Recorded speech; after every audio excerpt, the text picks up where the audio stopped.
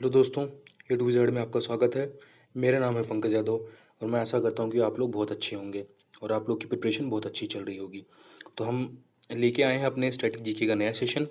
अब तक हमने स्टैटिक जीके का जो है 4 सेट कर चुके हैं हम, और हम आज करेंगे स्टैटिक जीके का 5वां सेट। ठीक है, तो पहला क्वेश्चन हमको क्या दिया गया है, गांधी जी के नाम के आगे महात्मा जोड़ा गया। क्या दिया है, गांधी जी के नाम के आगे महात्मा जोड़ा गया, यानी हमसे ये जानना चाह रहा है गांधी जी के नाम के आगे महात्मा कब जोड़ा गया। ऑप्शन ए है चंपारण सत्याग्रह के दौरान, ऑप्शन बी रॉलेट एक्ट के विरुद्ध सत्याग्रह के दौरान, ऑप्शन सी 1919 के भारतीय राष्ट्रीय कांग्रेस के अमृतसर अधिवेशन में, और ऑप्शन डी है खिलाफत आंदोलन के आरंभ के समय में। तो हमको बताना है कि गांधी जी के नाम के आगे कौन से सत्याग्रह के समय उनको महात्मा जो है जोड़ा गया। तो हमारा आंसर क्या होगा इसमें, आंसर है हमारा ऑप्शन ए, चंपारण सत्याग्रह के दौरान उनके नाम के आगे जो है महात्मा जोड़ा गया। और उनको महात्मा किसने कहा, तो महात्मा उनको कहा था रविंद्रनाथ टैगोर ने। किसने कहा था, आप याद रखेंगे, रविंद्रनाथ टैगोर ने। आप याद रखेंगे, एग्जाम में क्वेश्चन आया हुआ है, रविंद्रनाथ टैगोर ने। और इनको राष्ट्रपिता की उपाधि किसने दी थी, जो राष्ट्रपिता है राष्ट्रपिता जो है उसकी उपाधि किसने दी, उसको राष्ट्रपिता की उपाधि दी थी इनको सुभाष चंद्र बोस ने। आप इसको नोट डाउन कर लेंगे, सुभाष चंद्र बोस ने। ठीक है, तो होप आशा करता हूँ आपको क्वेश्चन समझ में आ गया होगा। हम चलते हैं अपने नेक्स्ट क्वेश्चन में। तो नेक्स्ट क्वेश्चन हमारा है, नेक्स्ट क्वेश्चन है भारत की शिक्षा व्यवस्था के संबंध में चार्ल्स वुड डिस्पैच किस वर्ष में आया था। ठीक है, ऑप्शन है 1854 में, 1857 में, 1858 में, या 1861 में। हमें बताना है कि जो चार्ल्स डिस्पैच, जो नई शिक्षा प्रणाली आई थी उसमें, तो वो किस वर्ष आई थी, ये हमको बताना है। तो जो आई थी वो कब आई थी, वो 1854 में आई थी चार्ल्स डिस्पैच। तो चार्ल्स डिस्पैच है क्या एक्चुअल में, चार्ल्स डिस्पैच जो था ये बोर्ड ऑफ कंट्रोलर था। बोर्ड ऑफ कंट्रोलर क्या था, अध्यक्ष था। बोर्ड ऑफ कंट्रोलर का, उसमें भारत के बोर्ड ऑफ कंट्रोलर का क्या था, जो था अध्यक्ष था। ठीक है, प्रेसिडेंट था। तो इसने क्या किया, 19 जुलाई को 1854 को एक घोषणा पत्र जारी किया, जो किससे रिलेटेड था, जो भारतीय शिक्षा व्यवस्था में सुधारों से संबंधित था। इसलिए उसको क्या बोला जाता है, उसको बोलते हैं चार्ल्स डिस्पैच। जो घोषणा पत्र थी उसको बोला जाता है चार्ल्स डिस्पैच, और इसी नाम से उसको जाना जाता है। तो आपको समझ में आ गया होगा क्या हुआ था इसमें। 19 जुलाई 1854 को इसने एक घोषणा पत्र जारी किया, जो किससे संबंधित था, जो भारतीय शिक्षा व्यवस्था में जो बदलाव लाने थे, बेहतरी के लिए बदलाव लाने थे, उससे संबंधित था। और उस घोषणा पत्र को ही किस नाम से जाना जाता है, चार्ल्स डिस्पैच वुड के नाम से, जो चार्ल्स वुड डिस्पैच के नाम से जाना जाता है। तो आपको ये क्वेश्चन समझ में आ गया। चलो हम चलते हैं अपने नेक्स्ट क्वेश्चन पे। तो नेक्स्ट क्वेश्चन हमारा है कि एक लड़के का भार पृथ्वी पर 600 न्यूटन है। एक लड़के का भार जो है पृथ्वी पर 600 न्यूटन है, तो इसका चंद्रमा पर भार कितना होगा। ऑप्शन ए है 600 न्यूटन, ऑप्शन बी है 3600 न्यूटन, ऑप्शन सी है 0, या ऑप्शन डी है 100 न्यूटन। तो आपको पता होना चाहिए। देखो, किसी का अगर वेट की बात करें तो वेट तो आप तो बोलते हो केजी में होता है, वेट तो केजी में होता है, वेट मगर केजी में नहीं होता। वेट क्या है, एक फोर्स होता है। वेट होता है कि मास, अगर हम किसी चीज़ की वेट निकालेंगे तो उसमें क्या क्या होता है, मास होता है इनटू ग्रेविटेशनल फोर्स होता है। ठीक है, वेट इज इक्वल टू क्या होता है, मास इनटू जी, जो हमारे अर्थ पे है। सॉरी, इसमें आपको दिख नहीं रहा होगा, weight is equal to mass into G. Mass क्या होता है उसका, द्रव्यमान गुणे गुरुत्व त्वरण। ठीक है, तो इसमें मास अगर आपको कुछ है, और गुरुत्व त्वरण क्या होता है, जो हमारे से पृथ्वी के 9.8 मीटर पर सेकेंड स्क्वायर है। ठीक है, तो होता क्या है कि ये जो गुरुत्वाकर्षण बल है, ये आप पृथ्वी पे हैं तो 9.8 मीटर पर सेकंड है, चंद्रमा पे जाएंगे तो क्या होगा, उसका 1/6 हो जाएगा। सन पे जाएंगे तो सन का बहुत बड़ा है तो गुरुत्वाकर्षण बल क्या होगा, उसको बहुत ज़्यादा होगा। जैसे जुपिटर पे गए तो जुपिटर भी पृथ्वी के अपेक्षा बहुत बड़ा है, तो वहाँ पर भी गुरुत्वाकर्षण बल ज़्यादा हो जाएगा। मगर कभी आपने देखा कि मास बदलेगा। मान लो द्रव्यमान कितना है, एक वस्तु का द्रव्यमान अगर मान लो 100 किलो केजी है, तो उसका द्रव्यमान पृथ्वी पर भी उतना ही होगा, चंद्रमा पर भी उतना ही होगा, सूर्य पर उतना होगा।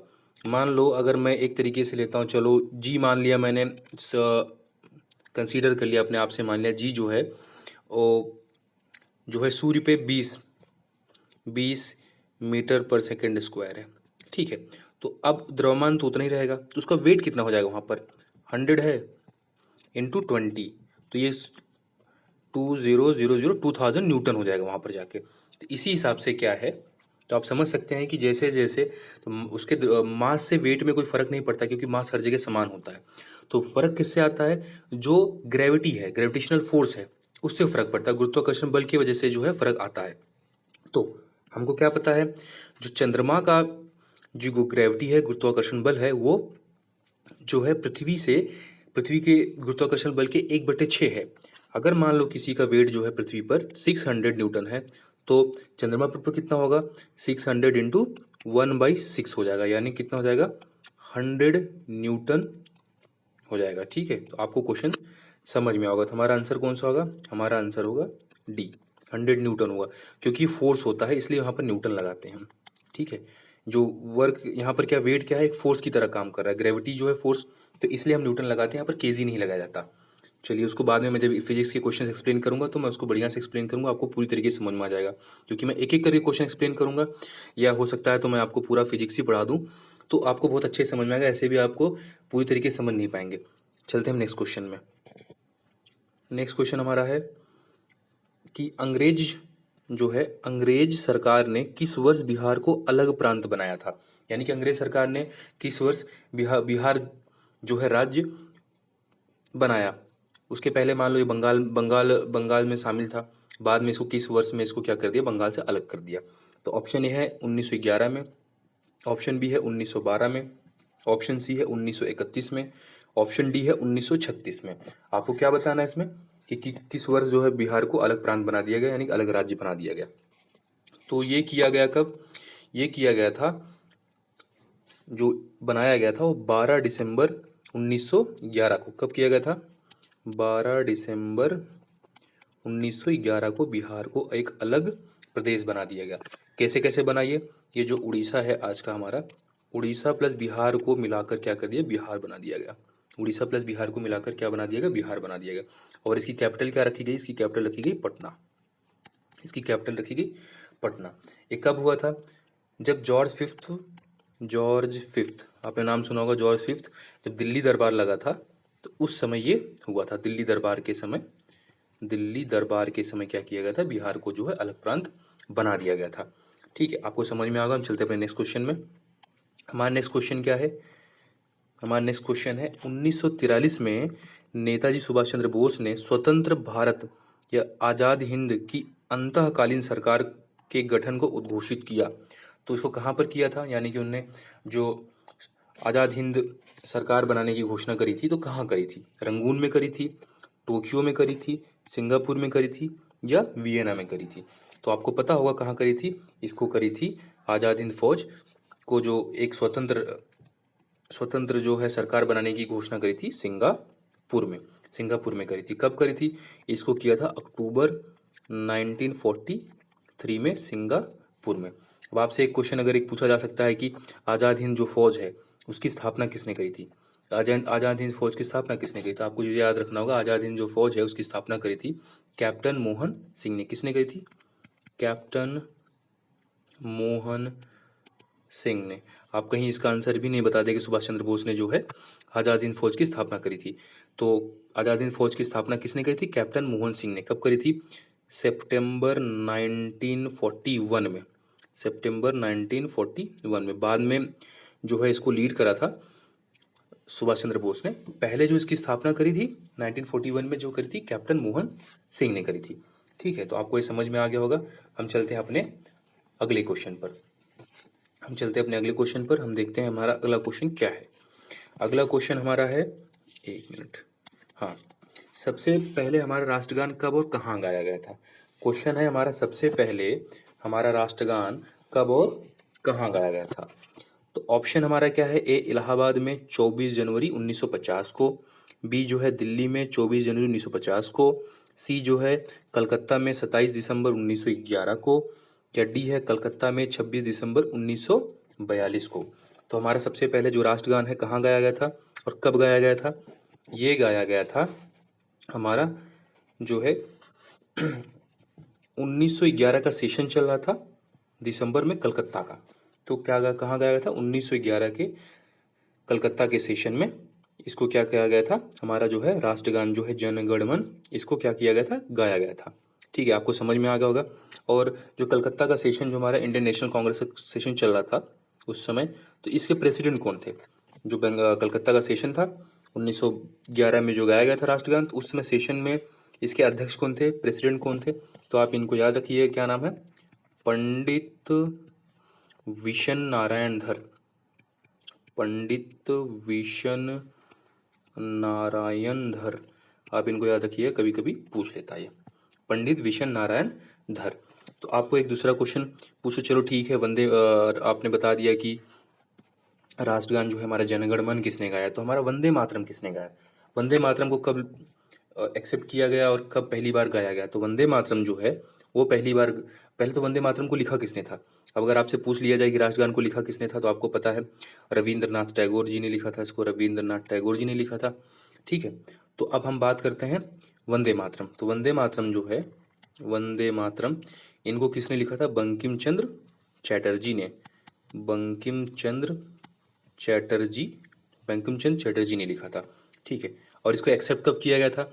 इसको एक्सेप्ट किया गया था, कलकत्ता का ही सेशन था वो, 1896 का, 1896 का कलकत्ता का सेशन था, जहाँ पर फर्स्ट टाइम जो है वंदे मातरम गाया गया। और उस कलकत्ता के सेशन के प्रेसिडेंट कौन थे? उस कलकत्ता के प्रेसिडेंट के सेशन के जो प्रेसिडेंट थे वो थे रहीमतुल्ला सयानी। आप इनका भी याद रखिएगा, रहीमतुल्ला सयानी।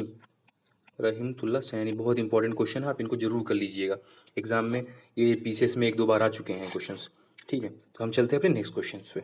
हमारा नेक्स्ट क्वेश्चन क्या है? नेक्स्ट क्वेश्चन है कि समताप मंडल को जेट विमानों की उड़ान के लिए आदर्श माना जाता है। ठीक है, समताप मंडल जो है हमारा, उसको जेट विमानों के लिए आदर्श माना जाता है। क्यों माना जाता है? इसका कारण पूछा आपसे। इस परत में उपस्थित ओजोन के कारण ईंधन की खपत कम होती है। ठीक है, सेकंड ऑप्शन है, इस परत में तापमान सम रहता है, जो इंजन की दक्षता के लिए अनुकूल परिस्थिति है। ऑप्शन सी है, यह परत विमान भेदी शस्त्रों की मारक सीमा से बाहर है। और ऑप्शन डी हमारा क्या है? ऑप्शन डी है हमारा, इस परत में बादल तथा अन्य मौसम घटनाएं नहीं होती। तो क्या लगता है आपको, क्या आंसर होना चाहिए? आपको ये ऑप्शंस देख के क्या लग रहा है? आप अगर इस ऑप्शन को गौर कीजिएगा तो ईंधन में परत में ओजोन के कारण ईंधन की खपत में कमी आती है, एकदम गलत। इस परत में तापमान सम रहता है, जो इंजन की दक्षता के लिए अनुकूल उपस्थिति है, गलत एकदम। इस परत पर विमान भेदी शस्त्रों की मारक सीमा से बाहर होती है, एकदम गलत है। तो हमारा ऑप्शन क्या होगा? हमारा ऑप्शन जो है डी हो जाएगा करेक्ट आंसर। यानी कि इसमें जो होता है, इस परत में बादल जैसे अन्य मौसम घटनाएं नहीं होती, यानी कि वहाँ पर बादल बादल नहीं बनते, बिजली नहीं चमकती। ठीक है, बिजली नहीं चमकेगी तो बिजली नहीं वहाँ पर, मतलब वहाँ पर जो जितने भी हमारे जो हमको एक घटनाएं दिखती हैं एटमॉस्फियर से रिलेटेड, मतलब से बादल बनना, गरजना, बिजली चमकना, ये सब घटना नहीं होती। तो वहाँ पर मौसम कैसा होता है? एकदम सामान्य, एकदम एक जैसा होता है। तो जेट के जो उड़ानों के लिए क्या होता है? सबसे अनुकूल होता है। तो हमारा आंसर इसलिए क्या हो जाएगा? हमारा आंसर डी हो जाएगा। हम चलते हैं नेक्स्ट क्वेश्चन पे अपने। नेक्स्ट क्वेश्चन हमारा है नेक्स्ट क्वेश्चन है हमारा, भारतीय संविधान में मौलिक अधिकार। हाँ, भारत के संविधान में मौलिक अधिकार। तो भारत के संविधान में मौलिक अधिकार क्या है? मूल संविधान का हिस्सा थे। ऑप्शन बी है, चौथे संशोधन के द्वारा लिए गए थे। ऑप्शन सी, संसद द्वारा 1952 में जोड़े गए, या 42nd कॉन्स्टिट्यूशन के द्वारा जोड़े गए, यानी कि 42वें संशोधन के द्वारा जोड़े गए। तो आप अगर फंडामेंटल की जो है राइट्स, मूल अधिकारों की, मौलिक अधिकारों की बात करेंगे या मूल अधिकारों की बात करेंगे, तो वो किसी संशोधन के द्वारा नहीं जोड़े गए थे, वो शुरुआती दौर से ही हमारे संविधान में थे। तो हमारा ऑप्शन क्या हो जाएगा? ये मूल अधिकार जो है, मूल अधिकार या मौलिक अधिकार क्या थे? मूल संविधान का हिस्सा थे। ठीक है, तो और सब में जैसे कि 42nd कॉन्स्टिट्यूशन, 42वां है, इसको हम क्या बोलते हैं? Mini constitution. मिनी कॉन्स्टिट्यूशन बोलते हैं, क्योंकि इस समय कॉन्स्टिट्यूशन में बहुत सारे चेंज किए गए, इवन प्रस्तावना में भी चेंज किया गया, बहुत सारे चेंजेस लाए गए। तो उसको आपको ज़्यादा जानने की जरूरत नहीं है, यहाँ पर इतना अपने क्वेश्चन को हम देखते हैं, फिर नेक्स्ट क्वेश्चन हम जब क्वेश्चन आएंगे तो हम उसको वहाँ पर कर लेंगे। तो नेक्स्ट क्वेश्चन है हमारा, राज्य लोक सेवा आयोग के सदस्यों की नियुक्ति कौन करता है? राज्य लोक सेवा आयोग की सदस्यों की नियुक्ति कौन करता है? जैसे अब सेंटर में हो, केंद्र लोक सेवा आयोग हो, तो वहाँ पर कौन करता है? आपको पता होना चाहिए वहाँ कौन करता है। वहाँ पर राष्ट्रपति करता है। जैसे अखिल भारतीय सेवाओं से के लिए नियुक्ति कौन करता है? राष्ट्रपति करता है। किसके सिफारिश पर करता है? संघ लोक सेवा आयोग की सिफारिश पर करता है। वैसे ही कौन करता है? वैसे राज्यों में कौन करता है? राष्ट्रपति नहीं करता, प्रधानमंत्री नहीं करते, मुख्यमंत्री नहीं करते, तो करता कौन है? करते हैं राज्यपाल। वहाँ पर जो राज्य लोक सेवा आयोग के जो राज्य है, राज्य लोक सेवा आयोग के लोक सेवा आयोग है, इसके सिफारिश पर क्या करते हैं? राज्य लोक सेवा आयोग की सिफारिश पर राज्यपाल राज्य लोक सेवा आयोग के सदस्यों की क्या करती है? नियुक्ति करता है। आप इसको याद रखेंगे, बहुत ही आसान सा क्वेश्चन है और आ सकता है एग्जाम में। हमारा नेक्स्ट क्वेश्चन है, भारतीय गणतंत्र में किस राज्य की सदस्य भारतीय गणतंत्र में किसी राज्य की सदस्यता है? यानी कि भारतीय गणतंत्र में किसी राज्य की सदस्यता कैसी आती है? ऐच्छिक है, स्थायी है, अनिवार्य है या पसंद है? ये क्वेश्चन हमसे क्या जानना चाह रहा है? ये जानना चाह रहा है कि भारतीय जो गणतंत्र है, हमारी रिपब्लिक ऑफ इंडिया है, उसमें कोई स्टेट है क्या, वो अपनी इच्छा से रिपब्लिक में जुड़ सकता है, या वो अपनी इच्छा से भारत देश को छोड़ के कोई अपना नए नए देश से जुड़ सकता है या अपना नया राष्ट्र बना सकता है? तो भाई ऐसा है, वो अपनी इच्छा से जुड़ तो सकता है, ठीक है, अपनी इच्छा से जुड़ तो सकता है, मगर क्या है, वो अपनी इच्छा के अनुरूप भारत देश को छोड़ नहीं सकता। तो यानी कि सदस्यता कैसी है? अनिवार्य है। आप जुड़ तो जाओगे मगर आप छोड़ नहीं सकते, तो यानी कि कैसी है? अनिवार्य है। ऐच्छिक नहीं है, स्थायी भी अनिवार्य है, स्थायी नहीं है। पसंद पसंद से कोई मतलब ही नहीं कि आप मुझे पसंद है तो ठीक मैं हूँ या नहीं हूँ, ऐसा नहीं है। तो इसमें ऐसा है कि आप अपनी इच्छा से जुड़ सकते हो। तो यानी कि अब इसमें क्या बोला है? राज्यों को संघ से क्या है? अलग होने का अधिकार नहीं है। इसमें हमारे भारतीय गणतंत्र में राज्यों को जो है संघ से अलग होने का अधिकार नहीं है। इसलिए इसको क्या कहा जाता है हमारे संघ को? इसको बोला जाता है विभाज्य राज्यों का अविभाज्य संघ। क्या बोलते हैं इसको? इसको बोलते हैं विभाज्य राज्यों का विभाज्य राज्यों का अविभाज्य संघ। अविभाज्य संघ, इसको आप याद रखिएगा। विभाज्य राज्य, इसलिए क्या बोलते हैं इसको? विभाज्य राज्यों। भारतीय गणतंत्र जो हमारे यूनियन है उसको बोलते हैं विभाज्य राज्यों का अविभाज्य संघ। तो आशा करते हैं आपको क्वेश्चन समझ में आ गया होगा। हम चलते हैं अपने नेक्स्ट क्वेश्चन पे। हमारा नेक्स्ट क्वेश्चन क्या है? नेक्स्ट क्वेश्चन है हमारा, भारतीय संविधान की निम्नलिखित में से कौन सा पक्ष यूएसए यानी United states of America USA के संविधान के समान है? यानी कि भारतीय जो कॉन्स्टिट्यूशन है तो उसका कौन सा ऐसा पक्ष है जो यूएसए के कॉन्स्टिट्यूशन के समान है? कानून का शासन, मौलिक अधिकार, राज्य के नीति निर्देशक तत्व, और ऑप्शन डी है दृढ़ संविधान यानी कि रिजिड कॉन्स्टिट्यूशन। तो आपको पता होगा कि जो हमारा फंडामेंटल राइट है, फंडामेंटल राइट यानी ये फंडामेंटल है, मौलिक अधिकार या मूल अधिकार जिसको हम बोलते हैं, इसको हमने कहाँ से लिया है? इसको हमने लिया है यूएसए के कॉन्स्टिट्यूशन से, यूनाइटेड स्टेट्स ऑफ अमेरिका के कॉन्स्टिट्यूशन से। तो हमारा इस हिसाब से आंसर क्या हो जाएगा? Option B. ठीक है, राज्य के नीति निर्देशक तत्व को हम कहाँ से लिए हैं? हमने लिया है आयरलैंड से लिया है इसको, ऐसे ये सब लिया है। तो आपको आंसर पता चल गया। आगे मैंने एक स्लाइड में कुछ चीज़ें और ऐड करी हैं, आप उसको देखिए तो आपको बहुत अच्छे से समझ में आ जाएगा।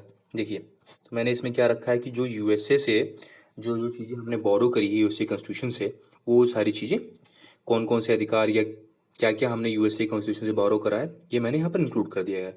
ठीक है, इससे हमने क्या लिया? मौलिक अधिकार यानी कि फंडामेंटल राइट्स, न्यायिक पुनरावलोकन, मान लो क्या होता है कोई जजमेंट आ जाता है, ठीक है, अब मुझे चाहिए कि मुझे ये जजमेंट सही नहीं लग रहा है, कुछ गलत है इसमें मेरे खिलाफ, मतलब मुझे सही जो है जजमेंट नहीं मिला है, तो मैं क्या कर सकता हूँ? दोबारा जाता हूँ कोर्ट में, मैं अर्जी लगाता हूँ, मैं उस जजमेंट को दूसरे किसी कोर्ट में वो करने के लिए अपील करता हूँ। तो ये जो है ये भी प्रक्रिया हमने कहाँ से ली है? ये भी हमने ली है USA United state of America से। संविधान की सर्वोच्चता यानी कि सबसे ऊपर कौन क्या होगा? सबसे ऊपर हमारा जो है संविधान होगा, कॉन्स्टिट्यूशन ऑफ इंडिया होगा, उसके ऊपर कोई नहीं है।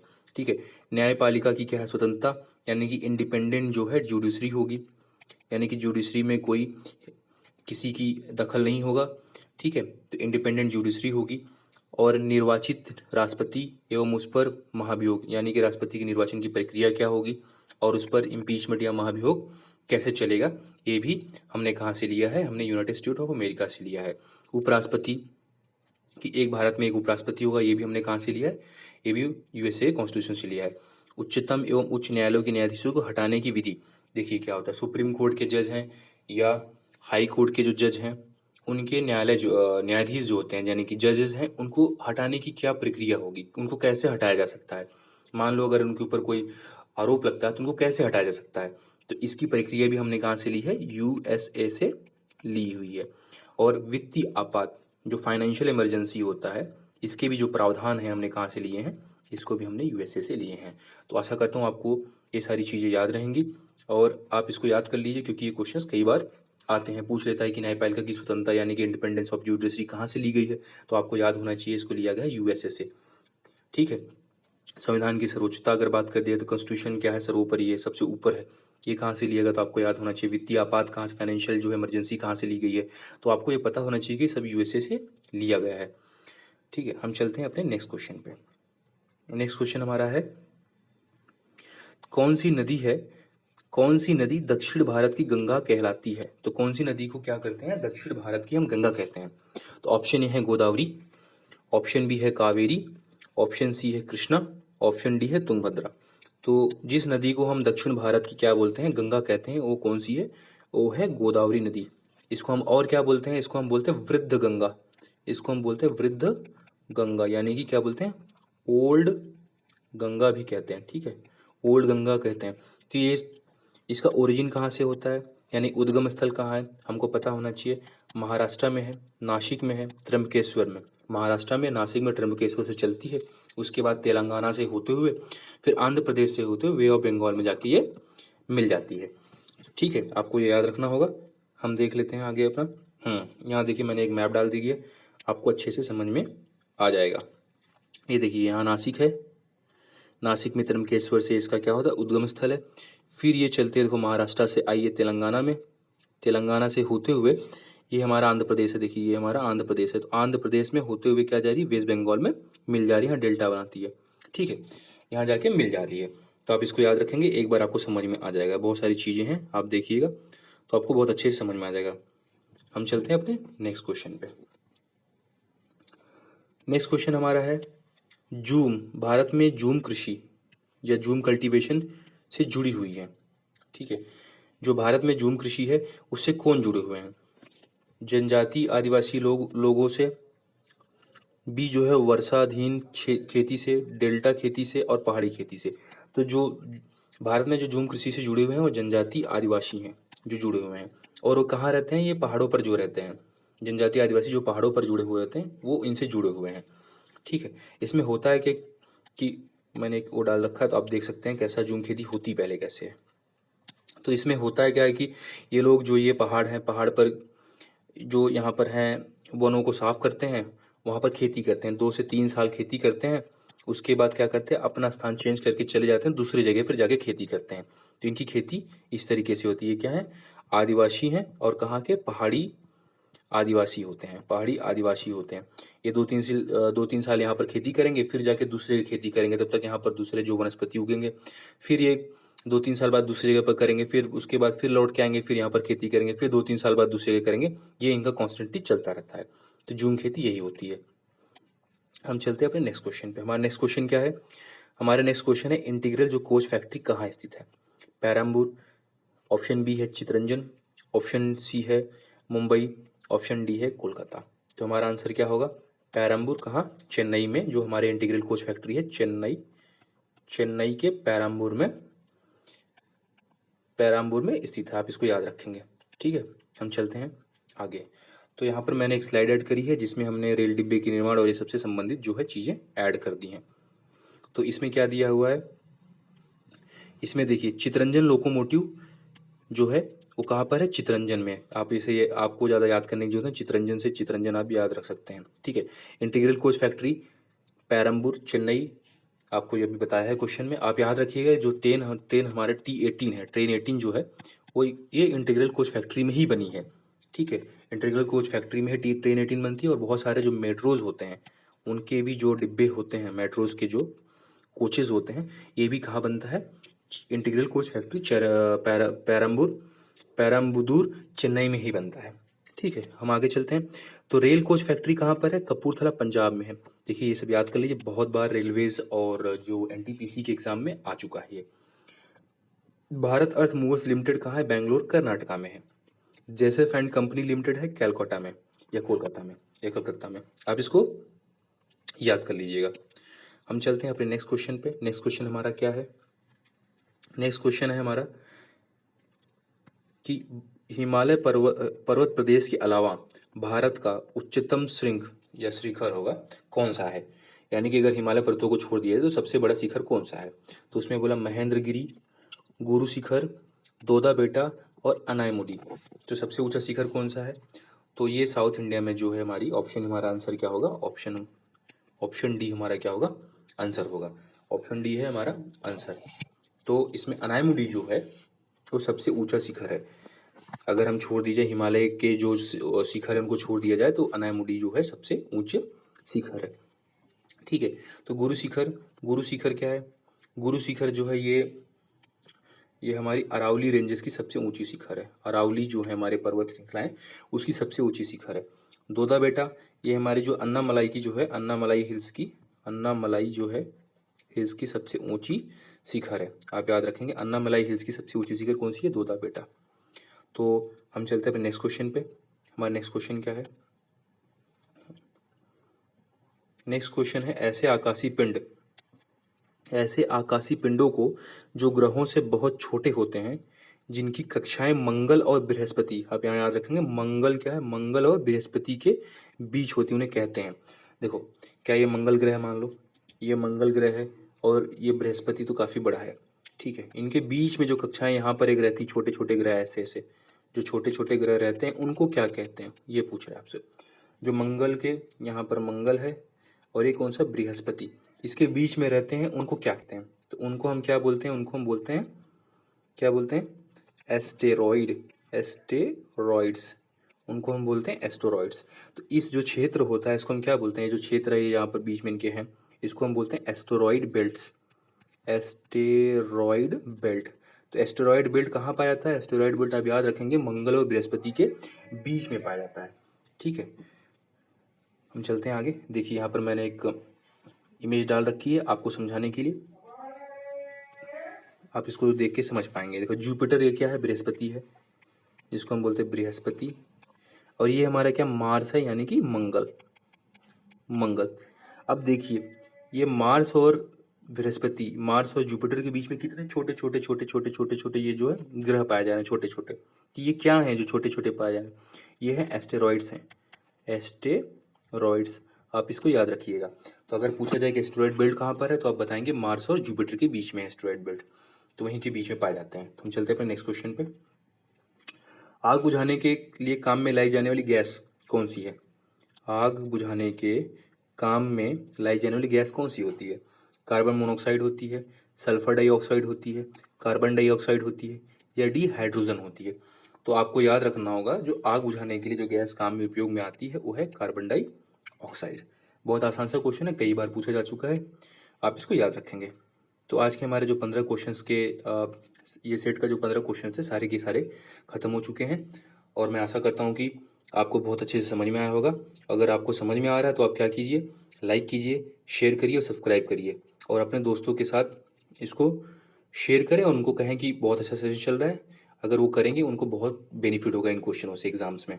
तो ठीक है, इसी के साथ हम क्या करते हैं, आज का अपना सेशन ख़त्म करते हैं। और जय हिंद, जय भारत।